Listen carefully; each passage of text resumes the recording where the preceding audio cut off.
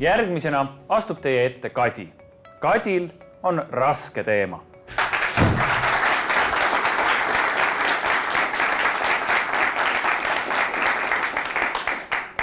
Tervist! Mina olen Kadi ja täna räägin mina teile raskustest. Räägitakse, et 100 aastaid tagasi ronis üks mees pisaviltuse torni otsa ning hakkas sealt asju alla loopima. Tõsi, see kõlab päris hullumeelselt, kuid tegelikult oli selleks meheks Galileo Galilei, kes viis seal läbi oma eksperimenti. Minul nii kõrget torni küll täna ei ole, kuid ometi üritan ka mina tema eksperimenti korrata. Mul on siin 2 palli. Väliselt on nad muidu pea samasugused, kuid kankal näitab meile, et korvpall on punasest pallist kõvasti raskem. Aga kui ma nad mõlemad samal ajal maha pillan, mis te arvate, kumb neist enne maandub? Võib-olla tunduks loogilisem, et raskem maandub parem. Aga vaatame, mis tegelikult juhtub. Jälgige hoolega palle. Nagu nägite, maandusid mõlemad pallid täpselt samal ajal. Selle vastas ka Galileo oma eksperimendi käigus. Pallid kukkusid samal põhjusel, maa tõmbas neid enda poole. Selles on süüdi aga jõud, mida nimetatakse raskusjõuks. Kuigi üks pall oli kõvasti raskem kui teine, andis raskusjõud neile samasuguse kiirenduse ning nad ka maandusid samal ajal. Kuid mis juhtub siis, kui pallid liiguvad erinevates suundades? Selle demonstreerimiseks on mul siin üks seadeldis. Mul on siin mõned samasugused golfipallid. Üks neist kukub otse alla ning teine lendab kõrvale. Mis te arvate, kumb neist enne maha kukub?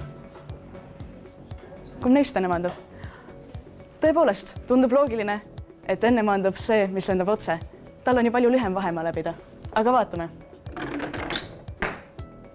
Täpselt samal ajal. Võib-olla läks midagi valesti, proovime uuesti.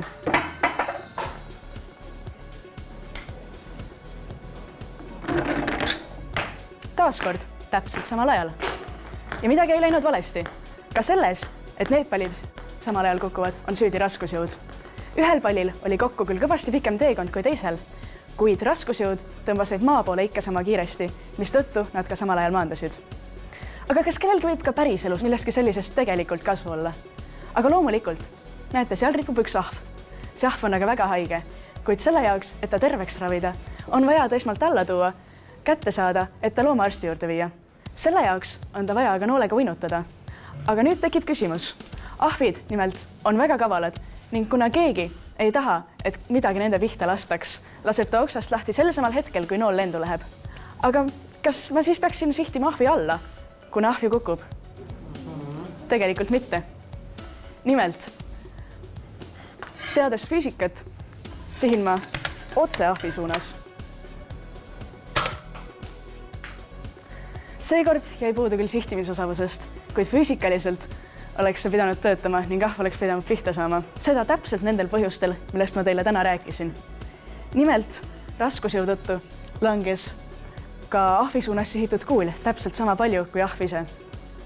Aitäh teile, mina olen Kadi ja see oli Raskus.